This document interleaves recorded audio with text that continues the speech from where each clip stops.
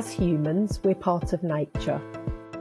And when we look to nature, we see natural growth. We see natural unfoldment.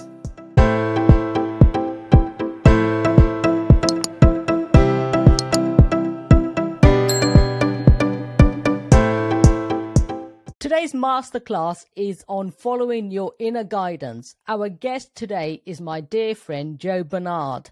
Following a 15-year career in marketing, Jo left her corporate world in 2008 to follow her inspiration to support others with their healing. She is trained in various modalities, including reiki, massage, mindfulness, life coaching, and the funeral celebrancy. She also uses abstract art as a means of self-discovery, expression, and growth. Jo draws on all her experiences to support others as they move through their fears and discomfort, encouraging her clients to find healthier ways of thinking, being, and living. Welcome, Jo.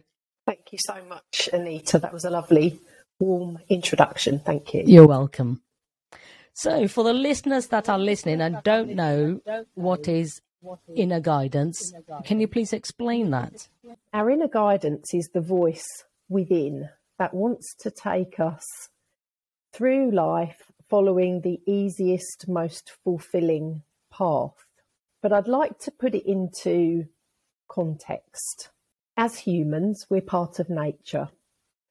And when we look to nature, we see natural growth. We see natural unfoldment. And providing the conditions are right, we see the potential and greatness realised. And I believe that we're no different. I believe that we're each born with the potential for greatness. And a big part of us is aware of this. So if you think about us as mind, body, and spirit, the spirit part of us knows that we're meant for greatness. And yet, as soon as we're born, pretty much, we're told and we're shown a whole heap of stories that interfere with our natural unfoldment. And our spirit gets crushed, really. It gets drowned out by all of these stories. And most of these stories are fear-based. And there is a point to these fear-based stories. It is to keep us safe. It is, these stories are, the purpose of them is to keep us safe and not be rejected from society. So you must behave like this or you'll be rejected. You must say this and not say this. You must do this and not do this. You must fit into this box and not come outside of the box if you want to be liked, accepted, if you want to fit. We do need a certain degree of fear to keep us safe, but we also need to acknowledge that we are bigger than that box that we're all trying to fit into. And the spirit part of us knows that we're bigger. We need our minds for sure, but we also need that certain level of fear if we're going to survive. We also need to be in touch with our spirit in order to be inspired and really turned on by life, because that's why we're here. We need to remember and embrace all of who we are. We're not just mind and body. That's fabulous. So how did you start your journey on inner guidance? I think really getting back in touch with myself came as a result of breaking the old ways down and So often that breakthrough and understanding comes as a result of breakdown.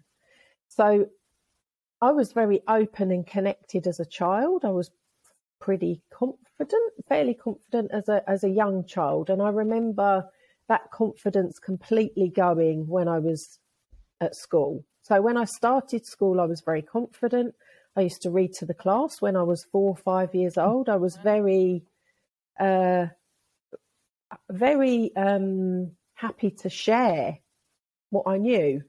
That's part of my purpose, you know, that's very much what I do now.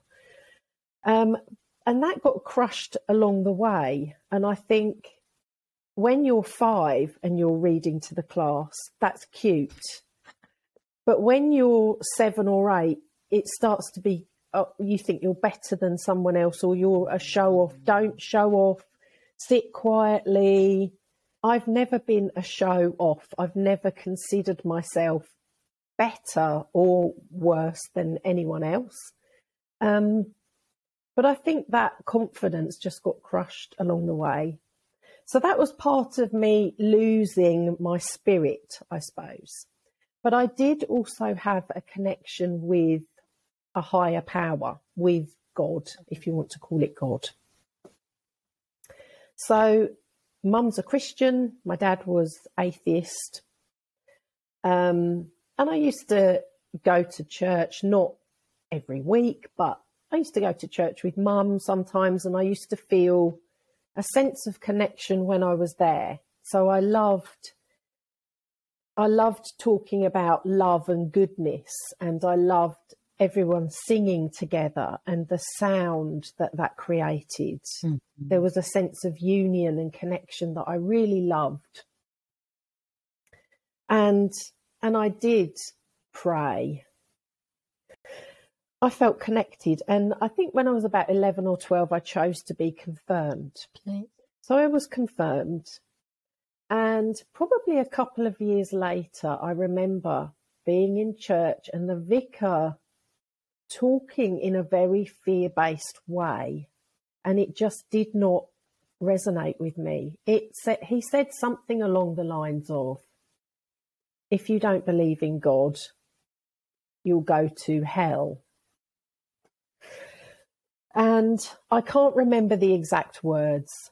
It was part of his sermon, and something in me completely shut down. And I turned my back on the church, on God, because to me, you know, my dad was a good man. He didn't believe in God. So he's going to go to hell now, is he? You know, and that just didn't fit for me. So I suppose my confidence as a young child broke down. And then my faith in God broke down. And I went on to live a very typical linear life. And actually, I enjoyed it. I enjoyed my career in marketing. I enjoyed, you know, holidays, saving for having lovely cars and buying a home, and got married, and I was very happy. And I thought the pinnacle, really, I thought my purpose at that time was to have children. And for a couple of years, we thought maybe we couldn't have children. Okay. And something, I felt devastated by that idea. But we went on and we did have children, 2 sons. They're now 20 or 19, nearly 20, and 16, nearly 17. Lovely. 2 lovely sons, yeah.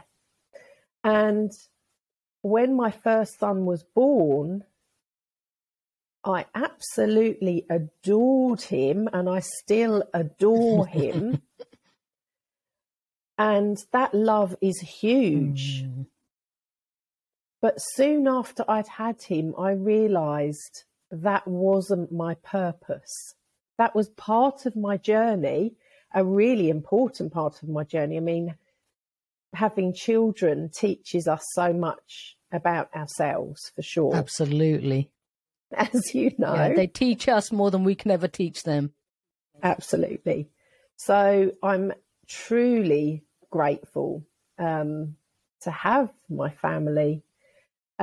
But I knew there was something that needed to come out of me, something else that needed to come from me.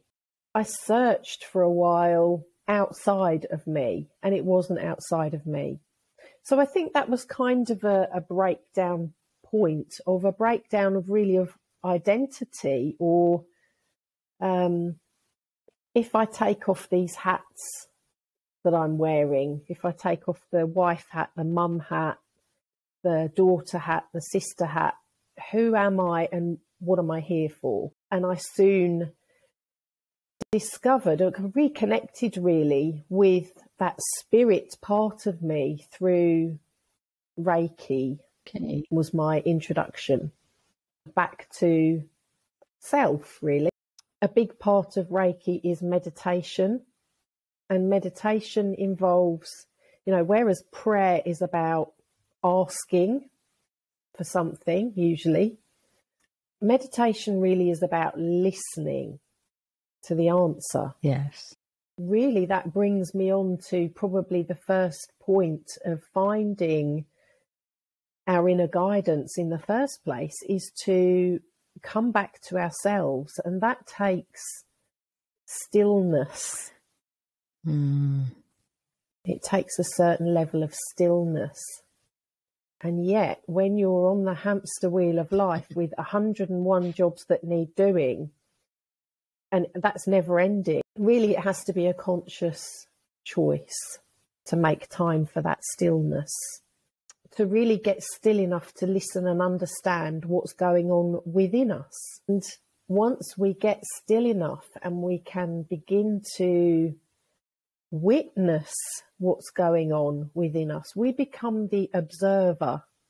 So rather than just being wrapped up in what we're doing, we begin to kind of step back and observe what we're doing more consciously. Yeah, it's always about coming within, about, you're never going to find anything outside of you. And once you can realize that and listen, like you said, that's the wisdom and nuggets there. Definitely. So, number one in the masterclass, I would say, is to come back to yourself, to get still enough to listen and understand and witness what's actually going on within you. Number two is to identify the voice of fear and the voice of love. Now, one tends to be very loud and dominant and non-stop. And guess which one that is? It's the voice of fear. Because all the time we're doing something, the voice of fear is trying to keep us safe. And there is a point to that. We do need to be safe, but actually not to the degree that our mind would have us believe. The voice of fear wants to compare us, wants us to compare ourselves with others. It constantly wants to tell us that we could do better, so that we can be liked more, we can be accepted more, that maybe we don't look quite right, or we don't behave correctly. And it's constantly criticizing us. One thing I've learned along the way is that I think it's natural to want to drown out this voice of fear and shut it down. But what I've found is that the voice of fear does have its purpose. There is a reason for it. And really what we need to do is soothe it. So if we can see the voice of fear as not the enemy, as, maybe sometimes it shows up as the voice of our parents, or the voice of a teacher, or the voice of a young part of us that was really hurt and rejected. Really, the only thing, we can't heal fear with fear. We can only heal it with love. So if we can witness that, this fear's coming up in me, but actually what would love say to that? And again, we have to be really still in order to get that kind of clarity, in order to listen. So this voice of fear tends to be very loud and dominant. And then the voice of love, or what I would call our inner guidance, it's very wise, and it tends to be more solid, stable, present, ever present, grounded, dependable. First of all, we come back to ourselves. Secondly, we identify the voice of fear and the voice of love and how they show up in us. And then we really fine-tune that. Notice how we feel when we follow each one. So if we can witness ourselves following the voice of fear, how does that make us feel? How does that show up in our bodies? You know, we start to become exhausted. We feel out of whack. We feel angry or frustrated or stuck, worried. We can get lots of headaches and stomach aches and can't sleep because we're not actually following the loving, wise part within us that actually knows what's best for us. We're following the voice of love, our inner wisdom, our inner guidance. We feel confident, and not in a show-off way. We just feel confident. We feel calm. We feel grounded. We feel self-assured. Even though we can't see what's ahead, we still have this calm, confident feeling that it's okay.